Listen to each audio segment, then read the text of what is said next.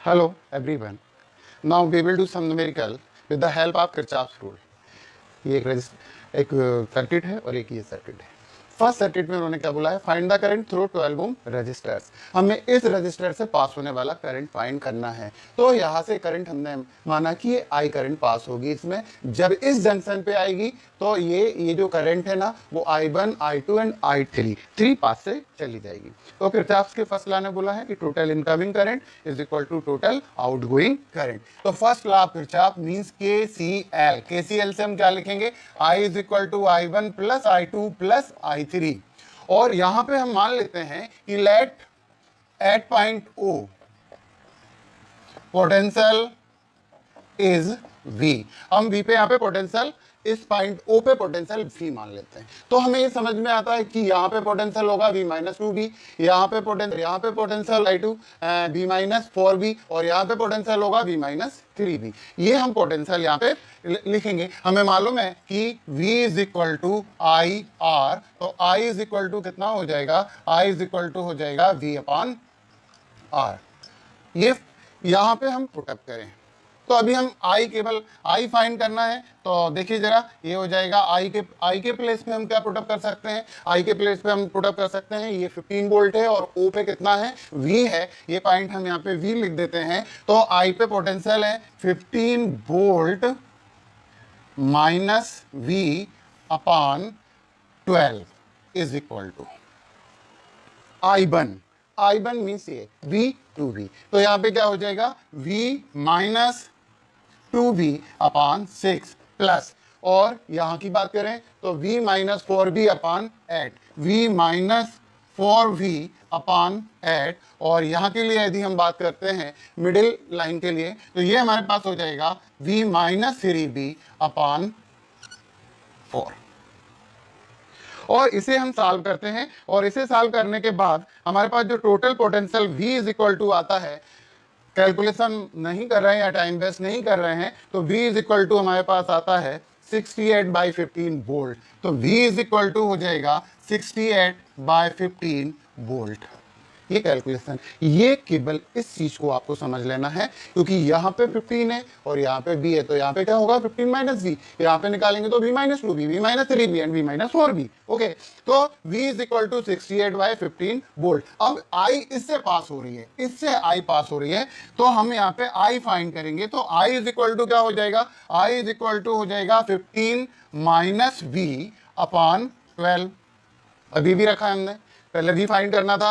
और अब इस V की वैल्यू यहाँ पे पुटअप कर दें तो इज इक्वल टू हो जाएगा 15 माइनस 68/15 अपॉन 12। और ये हमारे पास आंसर है। इसे कैलकुलेशन आप करना, कैलकुलेशन मुझे यहाँ पे बिल्कुल भी नहीं सिखाने हैं आपको। तो जो भी है वो एम्पियर में आंसर आने वाला है। और ये था हमारा फर्स्ट लॉ ऑफ किरचॉफ का एप्लीकेशन। चलिए हम एक थोड़ा सा यूनिक एग्जाम्पल करते हैं और इसे भी यहाँ से रब कर देते हैं। और वो एग्जाम्पल ये है।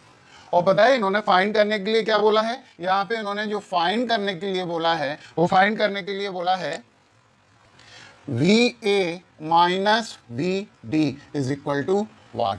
हमें VA माइनस VD निकालना है। हमें दो क्लोज लूप यहाँ पे दिख रहे हैं और इन क्लोज लूप में हम किरचॉफ का सेकंड लॉ यूज करते हैं, KVL हम यूज करते हैं। तो सबसे पहले हम यहाँ पे लेफ्ट हैंड साइड वाली लूप ले लेते हैं, ये वाली पूरी लूप। और यहाँ पे हम यूज क्या कर रहे हैं, यहाँ पे हम यूज कर रहे हैं KVL। और ये आपको मालूम है कि ये सेकंड लॉ है और सेकंड लॉ ऑफ किरचॉफ है। देखिए जरा, KVL में यदि हम यहाँ पे लिखते हैं GABH, ये हमारे पास क्लोज लूप हो गई। हमने क्या बोला था, हम जिस डायरेक्शन में चल रहे हैं उसी डायरेक्शन में यदि करंट चलती है तो हम उसे पॉजिटिव लेते हैं और हमारे अपोजिट डायरेक्शन में चलने वाले को माइनस लेते हैं। बहुत से लोगों ने बोला कि हम जिस डायरेक्शन में चल रहे हैं वो माइनस लेते हैं, अपोजिट में प्लस लेते हैं। अंतर नहीं पड़ता है, बट इसमें कंफ्यूजन नहीं होता है कि जो हमारे साथ आता है वो हमारी तरफ है, वो पॉजिटिव है, इसलिए हम उसे पॉजिटिव लेते हैं। तो यहाँ पे देखिए जरा, आप आगे बढ़ते जाइए और नोट करते जाइए। ये है I और करेस्पॉन्डिंग रेजिस्टेंस 2 ओम। तो यहाँ पे हो गया 2I, हमारी डायरेक्शन में है, माई ओन डायरेक्शन। और फिर हम A से B पे आए, 3 ओम रेजिस्टेंस है और करंट तो ये किसी भी हालत में I ही होगा। चलिए करंट हम I1 कर लेते हैं। करंट तो किसी भी हालत में ये I1 होगा और हमें मालूम है कि यहाँ से भी I1 ही आने वाला है, क्योंकि किसी भी सोर्स से जितना करंट सर्किट के अंदर जाता है रिटर्न उतना ही होता है according to law of conservation of charge. Okay, तो यहाँ पे क्या होने वाला है 2I और यहाँ पे हो जाए 2I1 और हमारी डायरेक्शन में है तो यहाँ पे क्या हो जाएगा 3I1।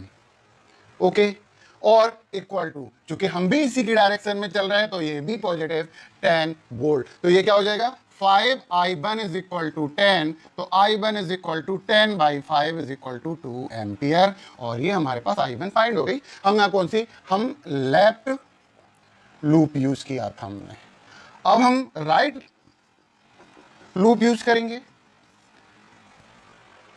देखिए हम डायरेक्शन लेते हैं CDFEC। चलिए सी से चलना शुरू कीजिए, इस डायरेक्शन में हम चल रहे हैं, करंट भी हमारे डायरेक्शन में है, तो यहाँ पे क्या हो जाएगा 4I2। हम आगे बढ़ेंगे, आगे बढ़े तो ये सेल है इक्वल के सामने इक्वल पे जाएगा और ये है I2 हमारी डायरेक्शन में हो जाएगा, तो plus 6I2 is equal to 20 volt, क्योंकि हम सेल के ही डायरेक्शन में चल रहे थे, तो ये हो जाएगा 10I2 इज इक्वल टू 20, तो I2 is equal to 20 by 10 is equal to 2 ampere. तो हम I1 और I2 फाइंड कर चुके हैं। अब स्टूडेंट्स लिसन केयरफुली, ध्यान से सुनिए इस चीज को। अब हमें क्या फाइंड करना है, अब हमें फाइंड करना है VA minus VD is equal to. अब एक बात देखिए जरा, यहां से करंट I1 है, यहां पे भी करंट I1 है और यहां पे भी करंट I1 है। इसका मतलब यह है कि यहाँ कोई करंट नहीं जा रहा है। इधर भी देखिए I2 और यहाँ पे भी I2 ही आ गई है, यानी यहाँ कोई भी करंट नहीं है। तो हम क्या करेंगे, यदि हम A to D चल रहे हैं, पोटेंशियल डिफरेंस फाइंड कर रहे हैं, तो ये हो जाएगा 3I1 is equal to 3I1 और इसे छोड़ दीजिए, ये हो जाएगा 4I2 प्लस 4I2, क्योंकि ये इस करंट को भी इसमें नहीं आने दे रहा है, इसको भी नहीं आने दे रहा है, तो क्या हो जाएगा -4। हमें I1 और I2 मालूम है, बोथ आर 2 एम्पियर, तो VA minus VD is equal to 3 into 2 plus 4 into 2 minus 4, यानी VA minus VD is equal to 6 plus 8 minus 4 और VA minus VD is equal to 10 volt. Just simple, बिल्कुल simple है। जब हम देखते हैं तो हमें लगता है कि कुछ टफ है, बट सिंपल से हम रूल अप्लाई करते जाएं, हम करते जाएंगे। सीढ़ियाँ बहुत ऊंची रहती हैं, जब हम ऊपर देखते हैं तो बहुत हाइट रहती है, परंतु जब हम स्टेप बाय स्टेप चढ़ते जाते हैं हाइट कम होती जाती है। इसलिए प्लीज ध्यान दीजिए, डरना नहीं है, बहुत इजी है। बस केवल KCL और KVL याद रखिए, आप सीरीज और पैरेलल कॉम्बिनेशन याद रखिए, आप star to delta and delta to star conversion याद रखिए, सब कुछ होगा और बहुत इजीली होगा, आसानी से होने वाला है ये सब। ओके, हम नेक्स्ट न्यूमेरिकल एक कर रहे हैं और वो हम क्यूब के लिए कर रहे हैं।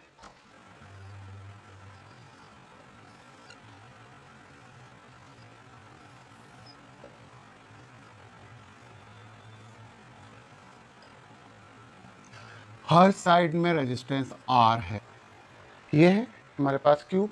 किरचॉफ लॉ यूज करेंगे, किरचॉफ लॉ यूज करके हम फाइंड करने वाले हैं RAD watt.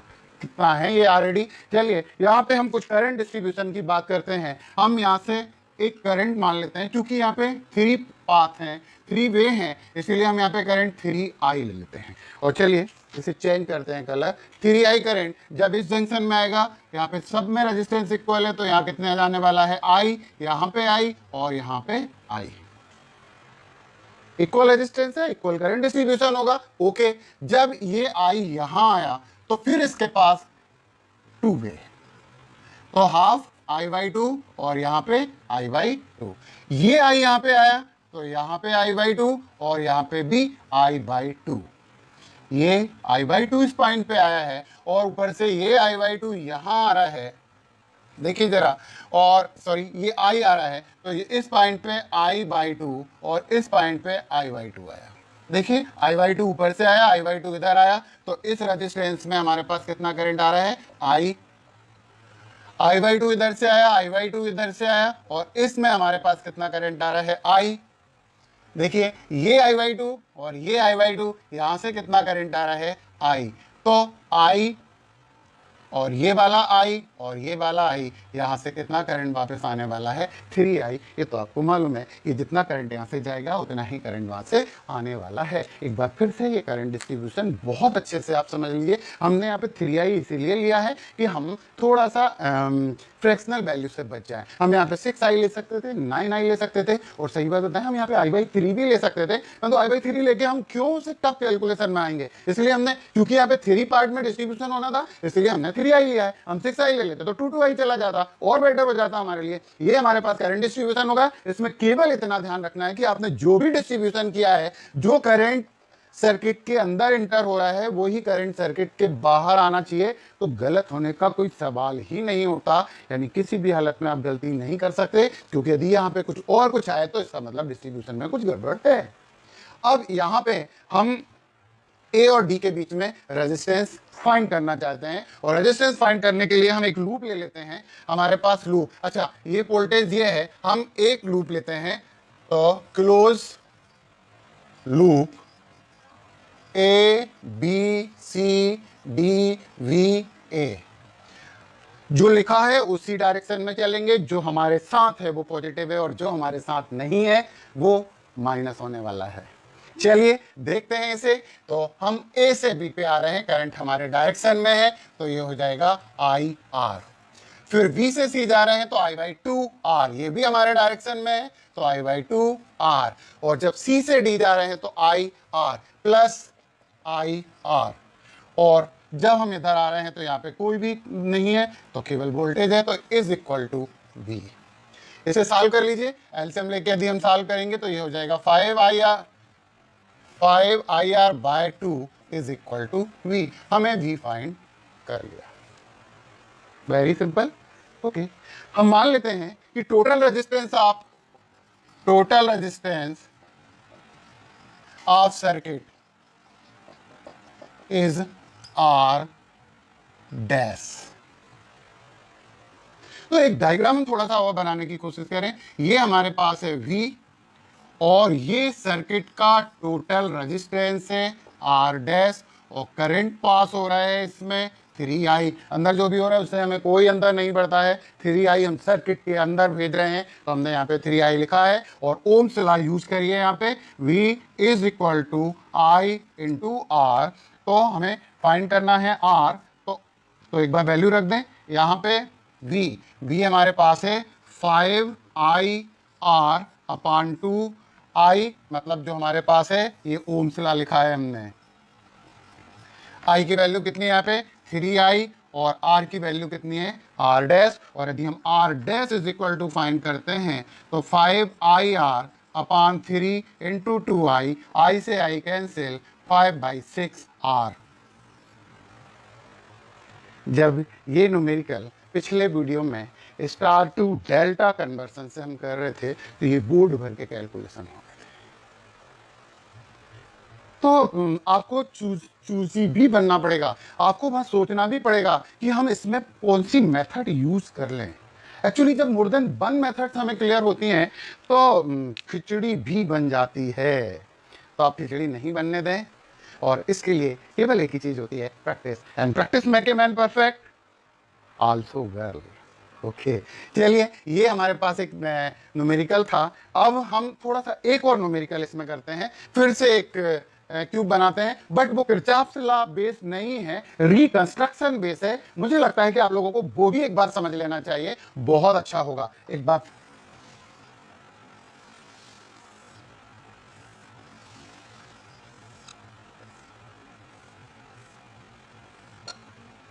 A and B, और हम फाइंड करने वाले हैं RAB इज इक्वल टू 5। सब पे रेजिस्टेंस R है, रेजिस्टेंस को हम ऐसे ही लिखते हैं क्योंकि बाहर में तो रेजिस्टेंस होता ही है, R R R and R। इन्हें हम नाम भी दे देते हैं ABCD, CD के बाद EFGH। सबका रेजिस्टेंस R है, ये सब पे R है। जब हम RAB फाइंड करने वाले हैं और RAB फाइंड करने वाले हैं, इसका मतलब क्या हुआ कि हमारा ये रेजिस्टेंस अफेक्टेड नहीं होना चाहिए, तो हम इसे इस डायरेक्शन में कंप्रेस करेंगे। आप देखिए कौन कौन से मिल रहे हैं, यहाँ पे मिल रहा है BD plus BH, B D plus D H यहाँ पे मिला। सेकेंड हमारे पास क्या मिल रहा है, D F plus F H, यहाँ पे हमारे पास हो गया D F plus F H, दूसरी चीज हमारे पास मिली है। ऐसे ही इस तरफ जब इस डायरेक्शन में कंप्रेस होगा तो यहाँ पे क्या मिलने वाला है, ए जी प्लस ए सी। और सेकंड वाला यहाँ से जी ई किससे मिलने वाला है, जब ये इधर आएगा तो ये मिल जाएगा, तो सेकंड वन हमारा क्या मिलने वाला है, जी ई प्लस सी ई, ये हमारे मिले। इससे कोई नहीं मिलेगा, उससे तो हमें बचाना ही है क्योंकि उसमें हमें कोई ओवरलैपिंग नहीं चाहिए। ओके, अब यहाँ पे देखिए जरा, ये सी डी इस पे जाने वाला है, तो C D plus G H, ये हमारे सब मिल जाएंगे। ई एफ भी वैसे ही शेप बना रहेगा। और जब इसे हम ऐसे कंप्रेस करेंगे ना, तो देखिए जरा, ये शेप बन जाएगा। ये आपका हो गया ए बी, ए बी। जब ये इस पे आके मिली तो ये आपकी एक साइड हो जाएगी, और ये साइड है ए जी प्लस ए सी, ये हो जाएगा आपका ए जी प्लस ए सी। और रेजिस्टेंस कितना हो जाएगा, R/2, क्योंकि जब वो मीट होते हैं तो पैरेलल ऑर्डर में मीट होते हैं, और पैरेलल ऑर्डर में मल्टीप्लिकेशन बाय एडिशन। ओके, अब ये वाली साइड जब ये यहाँ पे मिल गई जी एच, तो यहाँ पे हमारे पास साइड ये आने वाली है, और यहाँ पे भी R/2 हमारा रेजिस्टेंस होने वाला है। और ये कौन कौन सा मिला, जी एच, देखिए जरा, जी एच सी डी, यहाँ पे ये सी डी जाके जी एच पे मिली है, तो ये हो जाएगा G H plus C D. Okay, G H plus C D. यहाँ पे बी के पास क्या जा रहा है, बी एच में क्या मिल रही है, डी बी। देखिए जरा, बी एच फाइंड करिए जरा, बी एच है, B H plus D B, हाँ ठीक है। तो यहाँ पे हो जाएगा बी एच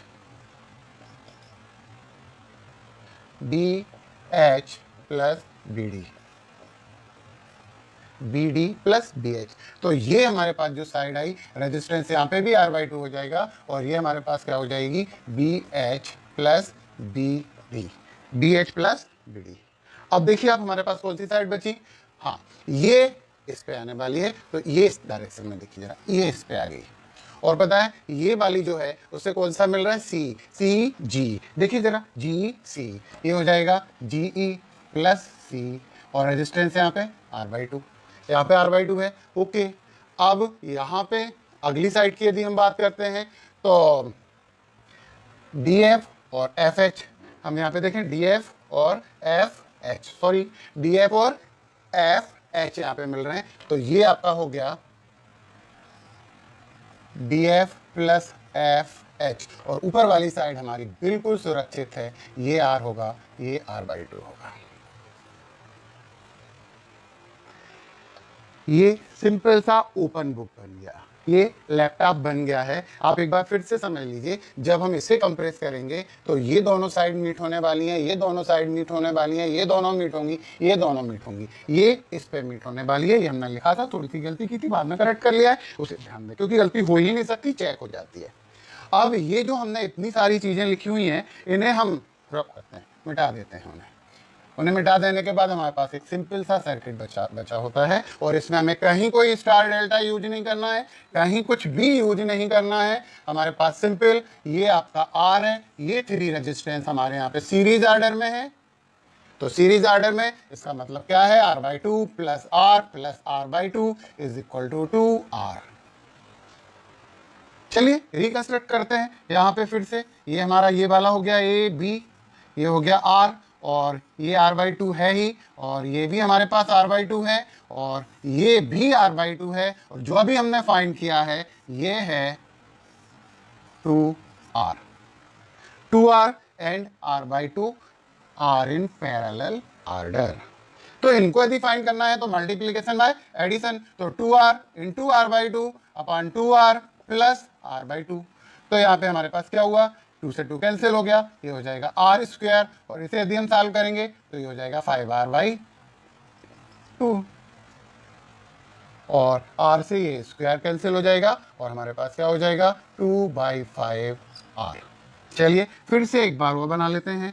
ये हमारे पास हो गया R, A और B के बीच में, ये है हमारे पास R/2, और ये अभी हमने फाइंड किया है 2/5r और ये है r/2। अब all three in series order, और ये सब सीरीज ऑर्डर में है तो इन्हें सीधा सा ऐड कर दीजिए। ये हो जाएगा r/2 plus 2/5r plus r/2। LCM कितना आ गया 10। ये हो जाएगा 5r plus 4r plus 5r। फिर से देख लीजिए 10 2 5 जा 5r 5 2 जा 4r 10 तो इज इक्वल टू 5 4 9 और 13 सॉरी 14। तो ये हो जाएगा हमारे पास 14/10r 14/10r 2 5 जा 2 7 जा इज इक्वल टू 7/5r। एक और डायग्राम हम यहाँ पे बना लेते हैं लास्ट। ये है ए बी, ये है r और यहाँ पे हमारे पास जो आया है वो है 7/5r और लास्ट में both are in parallel order multiplication by addition 7/5r into r upon 7/5r plus r। अब इसे सॉल्व कर देते हैं, इसको अब मिटा दें, अब ये हमारे लिए यूजलेस है। तो ये आपका क्या हो जाएगा 7/5r स्क्वायर अपॉन 5 एलसीएम हो गया 7 और 5 12 r। इस r से ये कैंसिल हो गया तो इस 5 से ये 5 कैंसिल हो गया तो हमारे पास क्या बचा 7/12r। ये हमारा है आंसर। इतने सिंपल न्यूमेरिकल होते हैं। Numerical means application of knowledge, और जब हमारे पास नॉलेज है तो हम उसे अप्लाई करेंगे तो इस तरह के न्यूमेरिकल सॉल्व करेंगे। जब इस तरह के न्यूमेरिकल सॉल्व करेंगे तो फिर हम कहाँ चलेंगे टूवर्ड सक्सेस। देखते रहिए और अपनी प्रॉब्लम इजी करते रहिए। और यदि आपको लगता है कि आपको कोई क्वेश्चन पूछना है, कोई न्यूमेरिकल बनना है, तो आप मैसेज बॉक्स में जाकर ये कर सकते हैं, आप क्वेश्चन पुटअप कर सकते हैं। निश्चित ही एक वीडियो में आपके क्वेश्चन के आंसर का डालूंगा। तो प्लीज सब्सक्राइब।